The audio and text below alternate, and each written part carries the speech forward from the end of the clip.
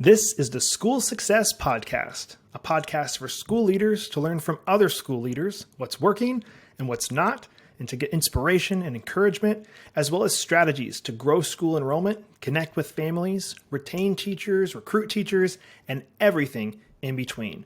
You guys are heroes, and I cannot thank you enough for pouring into this next generation that's coming behind us. My goal is you will take at least one thing away from every episode that you can take back to your school to make it better than it is right now. Please enjoy the School Success Podcast. This podcast is brought to you by the Herzog Foundation. Time for school. Hey, school success makers. Welcome to another edition of the School Success Podcast. I'm your host, Mitchell Slater, joined by a new friend out of Wichita, Kansas, Leah Ellis, who's the founder and executive director of the Society of Child Entrepreneurs. And if you guys have been following the podcast for very long, you know that I love entrepreneurship. I love business. I want kids to be learning this and growing in this and starting businesses. And so what better thing to have than somebody who is helping students do just that. And so we're going to have some fun on today's episode and dive into all things that Leah is doing there in Kansas. But before we jump into all the fun nitty gritty stuff that she's doing, we're going to pass it off to her to introduce herself. So Leah, welcome to the podcast today. Hi, thank you so much for having me. I am really excited to get to talk to you about the amazing things that my students do. It's going to be a blast. I can't wait. And before we jump into all the fun stuff, you get the same question everybody gets before we start the podcast. And it is this: if I was to visit Wichita, Kansas, what would you say, Mitchell, you need to eat this and do this to experience Wichita, Kansas? Ooh, eat good barbecue, because nobody does barbecue like Kansas, even though everybody thinks they do. So eat good barbecue. And what should you see? We have so many cool airs because we're the air capital of the world. So we have the coolest airplane stuff. So if Doc is in his hangar, then I would say go see Doc and see our really cool old airplanes. Otherwise, just go hang out at our airport. Okay. Now you say go eat good barbecue. Does that mean every place has good barbecue, or is there a place you're like, no, Mitchell, you got to go to this one? So my personal favorite is Hog Wild, but Two Brothers is really good. That was my grandma's favorite.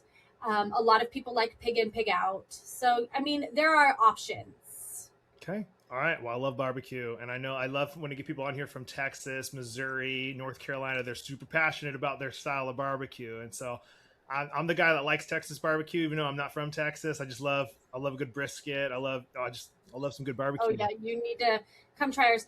The barbecue sauce at Hog Wild is so good that when I lived in Southern California, I would come back to Kansas twice a year and buy Hog Wild barbecue sauce to take home.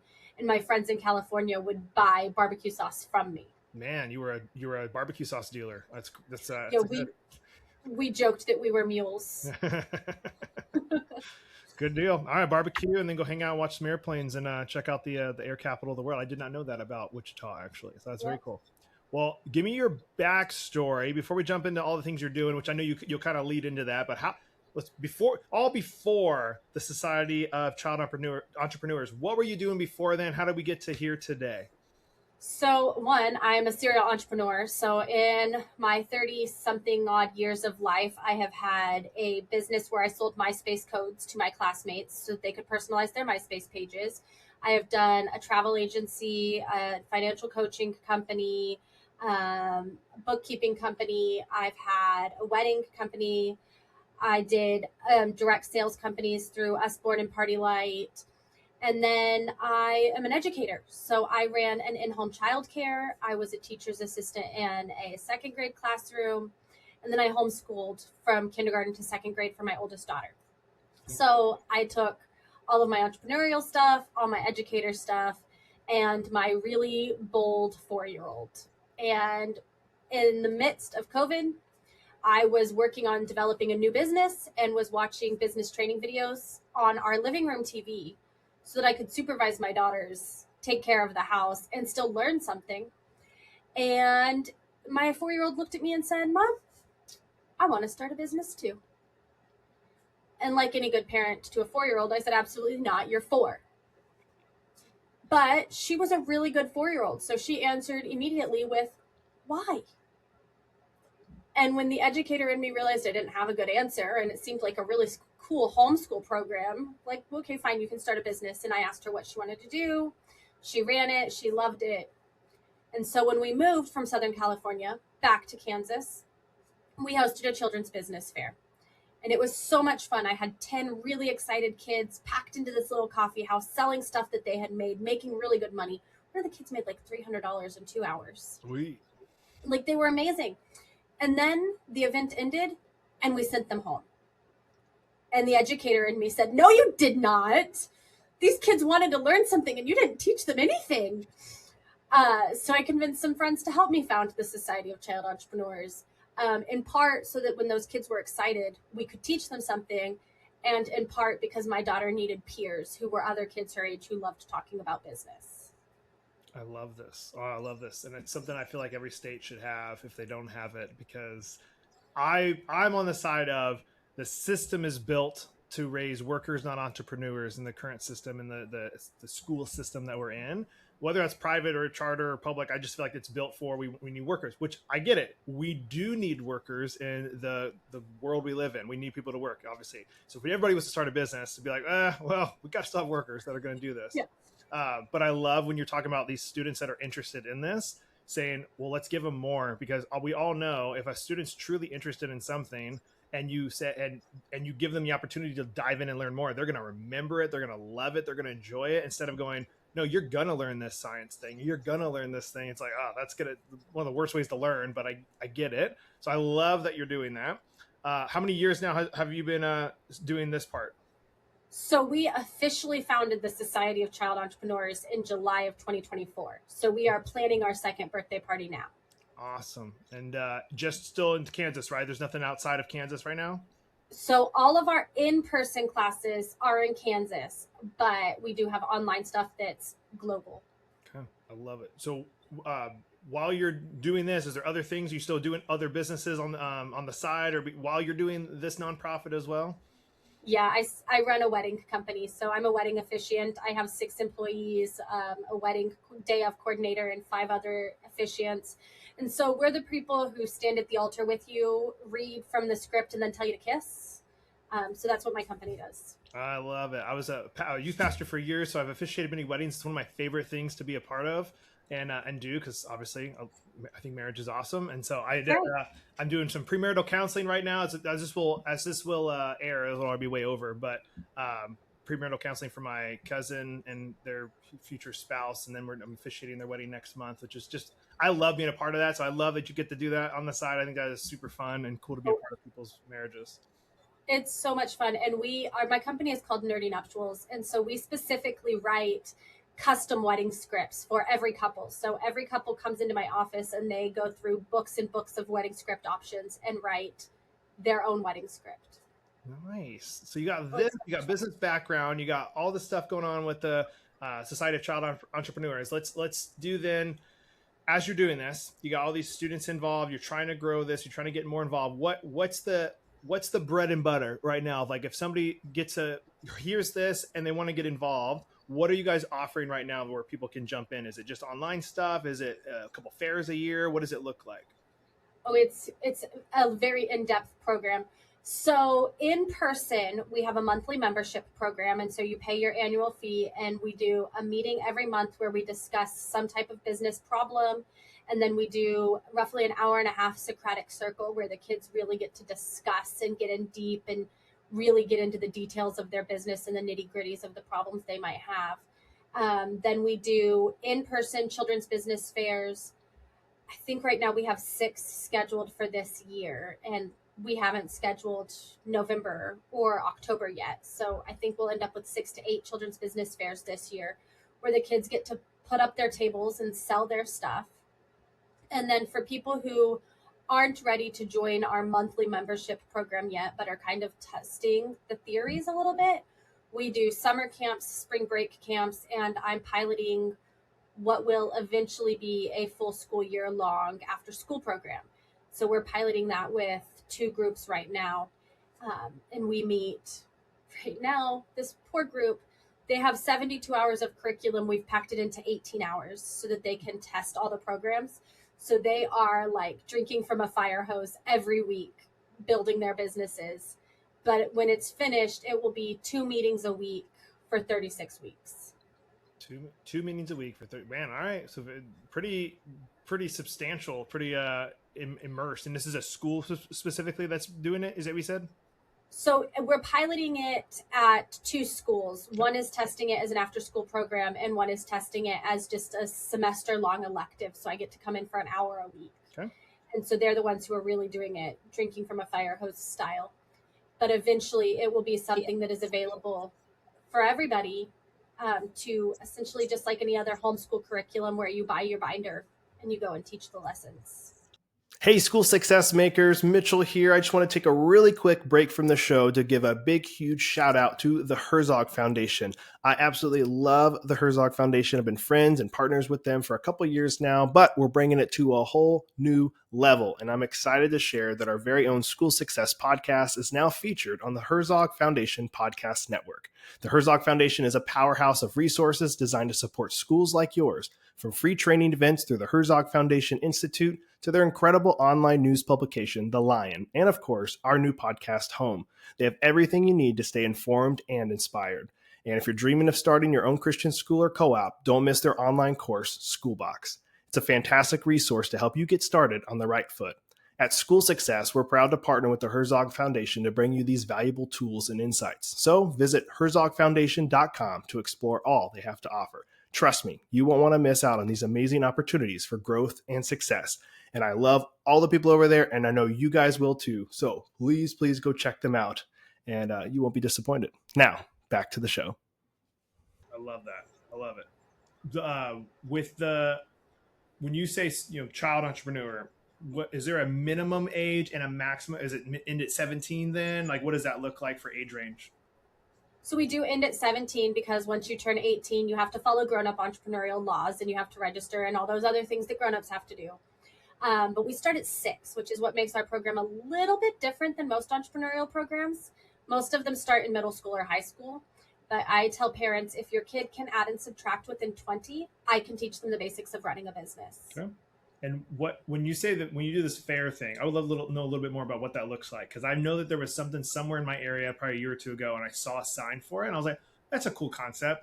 And I heard it. I remember somebody telling me it was successful. But what does that look like? If students, say, hey, I want a table. I'm going to pay money to have a table, and then you advertise the event, and they come and buy. But what does that look like? If you set up one of those? It's essentially just a farmer's market, only all of the vendors are between the ages of 6 and 17.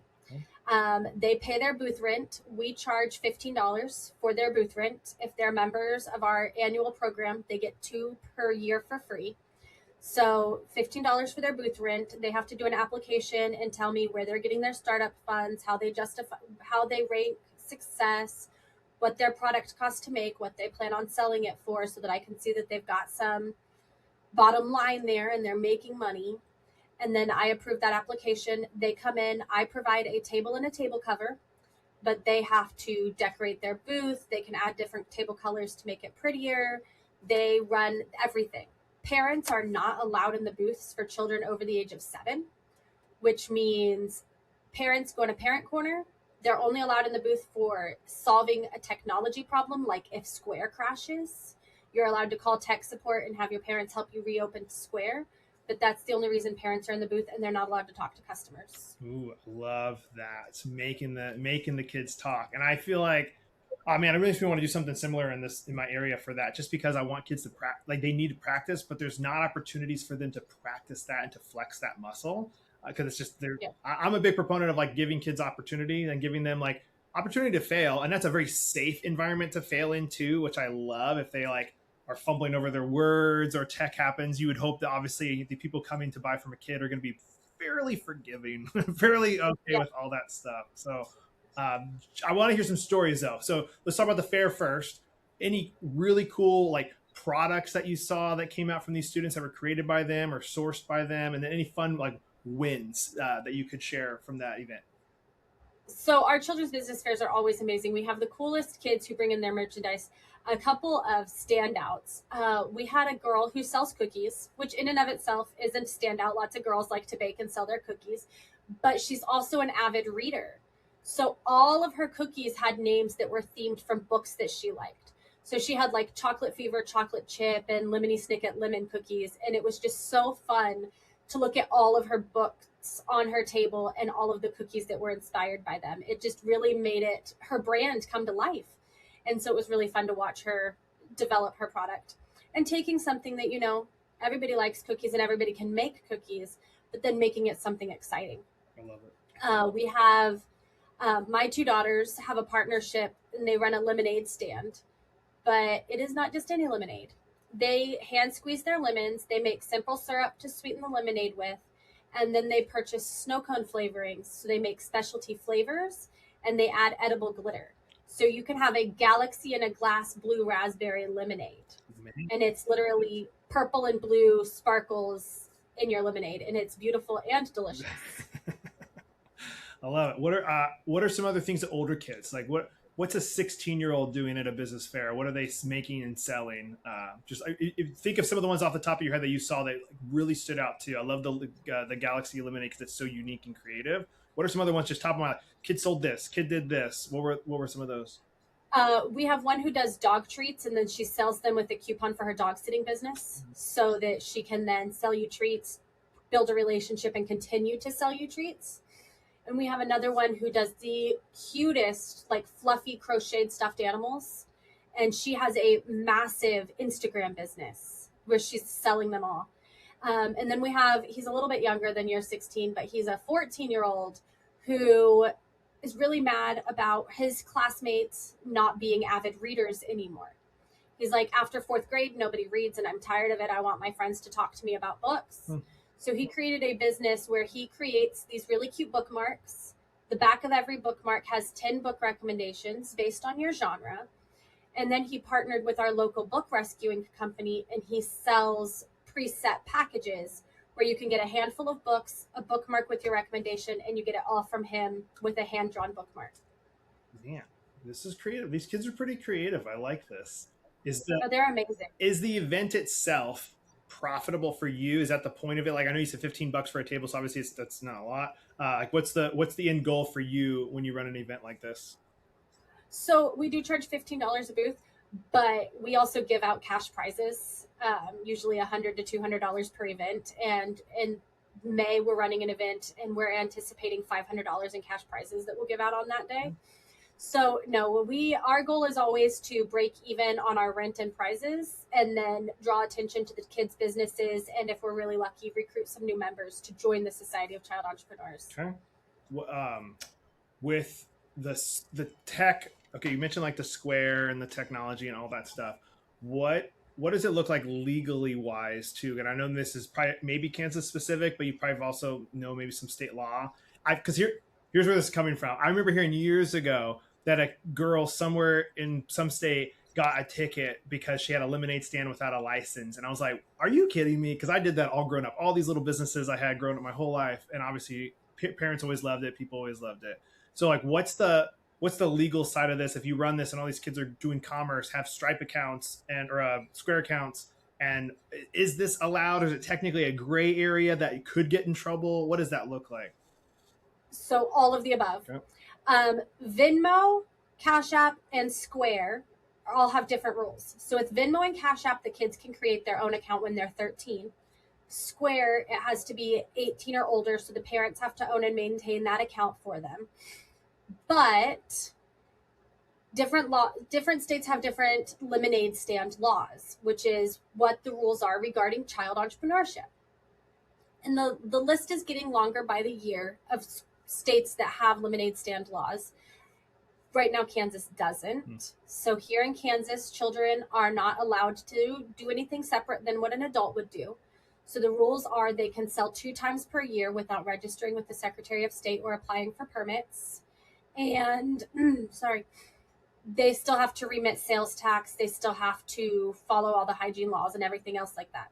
However, in 2 days, I am going to testify at the Kansas State House of Representatives because we did draft a lemonade stand law, and our hearing for it to pass our House of Representatives is this week. Once that passes, the law will be children will be allowed to earn up to $10,000 per year without registering, without remitting sales tax, and without having to have any permits or licenses in their states, counties, or cities. Okay. And so currently they do then, and you're trying to get this return where they don't, right? Right. Okay. Man. So right now kids follow the same laws as adults, and I'm trying to change it so that kids get their own specific rules. Okay. So what does that look like then for, do you have to require the families when they come in and register for this and get a table that they, hey, you got to show me that you did all these things? Or are you just kind of like just like gray, like we're just going to do this for fun type of thing? So I tell everybody, if you sell 3 times per year, you have to register with the state and you have to remit sales tax. And then our members specifically get 2 booths for free per year, because then I can tell them I'm providing you these 2 sales opportunities. I do not check their licenses, but I do tell their parents, once you hit this 3rd sale, you need a license. And then that is, I have done my due diligence as the organizer of the event to tell them what the laws are. And it is their onus to go and make sure they're following the law. Okay. Man, I wish it was like a national law or something where kids could just do commerce, but people abuse the program. It's going to happen where parents are going to be like, oh, I'm going to use my kid's business to do all these things. So we do have some other safeguards in the law. For instance, it has to be a completely minor owned and operated business, which means the parents can't work in the business. Therefore, it can't be something that a kid can't do by themselves. Which means you can't have like a construction company. You can't have probably a social media company, because the kids probably can't do it yet. Like if they're 12, they're not even allowed on Facebook, let alone selling on Facebook. And then they can't be doing anything that's potentially dangerous or hazardous or selling controlled substances, because those are things they're not allowed to have. Yep. So that's the safeguards to make sure that parents aren't exploiting their children while the children still have the opportunity to practice this. And we are working with a woman in Arkansas and a woman in South Carolina so that they can duplicate our law in their states, with a goal of it being someday a national law that children can have lemonade stands and not have to pay sales tax and things like that. We also, with this $10,000 limit, the kids are below the threshold for having to pay income tax. Correct. Yeah, I think it's at 15,000. I think right now is current. It's somewhere between 14 and 15, and so with us being at under 10, they don't have to pay federal or state income tax or sales tax. So it really means the kids get to earn their money and practice using their money. I love that. So you got the fair. What are some of the other programs and things you're doing throughout the year to help teach them and train them and give them opportunities to grow in this? So we do the monthly workshops, and then we do summer camps and the after school clubs. What's really fun about the summer camps and after school clubs is those are where we pull in kids who aren't already entrepreneurs. Because for a kid who's already an entrepreneur, they come to our monthly meetings and we're just helping them develop an existing business. For the summer camps and the after school programs, we pull kids in and we start with, what is an entrepreneur? What skills do you have to be an entrepreneur? And what is the basics of what an entrepreneur actually does? And then they start that in August. By May, at the end of the school year, they have a product and a business, and we do a children's business fair for them to sell their product. Okay. What is, I knew you set this up as a nonprofit. Why as a nonprofit, not just like, this is going to be another business for Leah to start and run and do across Kansas? One, I get better grant opportunities as a youth organization that's a nonprofit. And free money is the best kind of money. 2, with a nonprofit, we're measured on impact and how are we growing and developing people. At the for-profit, we're measured on how much money did we make. And I really wanted this to be an organization that was focused on our bottom line is impact for the children and not how much money we made. Because if I change it to a for-profit, then I'm going to say, how many programs can I sell? And it becomes more focused on quantity, whereas now we can, as a nonprofit, when we're looking at data and grants, we can really focus on the depth and quality of what we're teaching the kids. And then 3, being a nonprofit means I get to pull in an entire board of directors and I get more voices and we get more people involved in building this and maintaining it and developing what the kids want, which is why we have a board of directors and we also have a junior board of directors. So we have kids feeding in what they want us to do as well. Okay. I like this because, I mean, I was doing the businesses all throughout my childhood. I did the lemonade stand. I mean, I was good at the lemonade stand. I remember I was rocking that thing, you know. And I remember, I love sharing the story because I remember selling at the end of the driveway. I made the lemonade. I did country time lemonade. I wasn't, your daughter's got me beat, you know. They're doing like legit stuff. I was doing country time powder, you know. That's what I only resource I had. But I was selling it there, and I remember this UPS guy came by. And I was selling lemonade, I remember, for 25 cents is what this was back in the 90s, late 90s or whatever it was. And he came by and I remember him hopping out. He gave me $1. And I was like, oh man, you want 4 lemonades? And he's like, no, I actually don't want anything. You just keep it. And then he drove off and I was looking at it and I just remember going, holy smokes, he just gave me a whole $1 and didn't want anything. And from that day on, I always made the joke of like UPS is way better than FedEx because they like, those are awesome. But that was, I mean, the entrepreneur like bug in me was just from so young. I was so young. I loved business and I loved the idea of being able to create. And then I eventually started my business officially when I was 17. I was a junior in high school and my mom said, like, go for it. And I did. This was up in Alaska where I was raised. And I did the state of Alaska business license. I was taking classes at the local small business development center. I was doing all the things like legit, like I'm doing this, and learned so much from just diving in and failing, diving in and learning. And so I wish there was something like this around when I was growing up. I would have thrived in it and like just eaten it up. And I hope there's more things that'll start across the country for students to be able to jump in and learn and be supported in it. I mean, obviously failure and trying is the best type, but if you had somebody there to guide you and be like, here's what I would do, here's what I would try, that'd be awesome. Well, and part of our program, they're so cute. We have Astra and Zeke. They're behind me. They're in this book. Astra and Zeke are 10 and 12-year-old business partners, and they run a business coaching company. So they have their own clients of children in business who come to them with problems and say, hey, having this problem in my business, how do I solve it? And so I get to teach my curriculum by having Astra and Zeke teach it in these books. So then the kids aren't listening to me lecture, they're hearing stories and seeing it in action. But one of my favorite stories is Astra and Zeke have a client who comes to them and says, I failed, I'm shutting down my business, I give up. And they're like, why? And she's like, because I set up, I didn't sell anything, even my grandma didn't buy from me. That's saying a lot, right? And so they were like, okay, well, what went wrong? How can we change it? What things did you notice that maybe kept people from buying from you? And they go through all these questions with her and they boost her confidence back up, and she goes back out and she sells again and her business is successful. And we call it failing forward, right? Like you're always going to fail, but the part of failing that makes it matter is if you can fail, reflect, and reiterate. And everything in life is reflect and reiterate. I love this. So with these books, is there an age range for this that it like if a 16-year-old going to read the book and be like, this is too kiddish for me, or is it work? So the 16-year-old is definitely going to read it and be like, this is a really cute children's story, but they are going to be like, okay, I also see the point. Yep. They're not going to be, a 16-year-old is not going to ask to read it over and over again. They're really aimed for like 8 to 12-ish, yep. But they are really fun stories, and they are a great way to say like, here's what this looks like in practice. But no, like a 16-year-old is going to be like, this is definitely a picture book. Okay.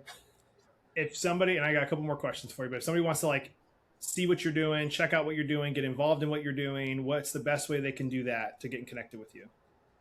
So if they want to see all the things that I post all the time, then our Facebook and our blog, which is Society of Child Entrepreneurs on Facebook, or our blog is at 𝑠OCEICT.org. Those are the two places to just see what I'm posting all the time. If they want to be really involved in it, then we have an online community called the Sochi Circle, and I post lesson plans and weekly challenges and things in that place that they can see and actually be practicing this instead of just learning about it. Okay. And if somebody's listening going, man, I love what she's doing, I feel like I want to do something similar with just my school, maybe just their school themselves, and do this, what are some encouragement you'd want to share, or say like ideas that go, hey, here's how you could do this to foster like once a year thing, or teaching this, like what kind of encouragement would you have if somebody wants to roll this out to either their family, like their own kids, or their actual school? So the self-righteous plug version is join the Sochi Circle and let me tell you everything to do, and you don't have to use your own brain power. But the true answer to it is go try it. I mean, that's what entrepreneurship is. And if you want to teach entrepreneurship to kids and teach them to take a chance and fail forward, then be an example by doing it yourself. Go out, fail forward, test it, hypothesize, test, redo over and over again, and let the kids be a part of that planning process with you. And then in your home, my favorite challenge for parents, educators, you could do this in your classroom too. Ask the kids, what's one problem you've noticed that is an inconvenience or annoyance in the last 3 days of your life? What are the little things that annoy you? And then ask them, how are you going to solve it? And then when they answer, say, how does that work? How does that behave in practice? How do you get other people to buy it? And just keep asking how, because that's how they're going to develop their problem solving and their thinking through the problem, is by having to answer your hows over and over and over again.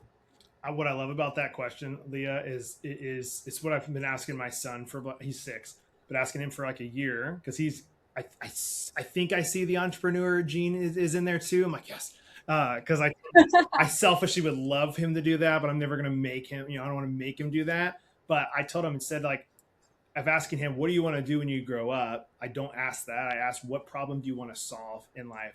So it's like, yes, I want you to love what you're doing, but I think you also love, if you're solving problems for people and you're making people's life easier and better, you're going to naturally just enjoy that. And so I ask him, like, find problems and see if you can solve that problem. And look at all these businesses out there. It's kind of how they got there. People had issues with, they couldn't do their laundry, so laundromats came out, and people, they needed to have food. Boom, restaurants. Like, it's just what problem out there, and there's problems everywhere that you could solve, and you could do one thing of it, and boom, you got a successful business. And so that's what I teach the kids, is the formula for entrepreneurship. The formula to entrepreneurship is identify a problem, create a solution for the problem, monetize that solution. Yep. Those 3 things are the equality of entrepreneurship. And I know my wife gets tired of it, because I'll say everything. I mean, I'm thinking about this every day. I mean, it really is, like, I just love entrepreneurship. I love business. And so every day I'll be like, ooh, what if we did that? We can make money with that. What if we could do that? And, I'm always thinking that. And then when I see somebody doing something, I go, that was a really good idea. They thought of it before I did, or they executed on it. I'm also on the side of ideas are worth nothing if you don't execute on them. So you'd be like, oh, I have this business idea. Fantastic. What are you going to do with it? I'm a serial entrepreneur, and I love being a serial entrepreneur. But when we founded the Society of Child Entrepreneurs, my husband agreed to give us a founder's loan on the condition that I'm not allowed to start any new businesses for 5 years. But it is one of those things when you're a serial entrepreneur and you're like, oh, I have a business idea to solve that problem. I have a business idea to solve that problem. I could make money off of solving that problem.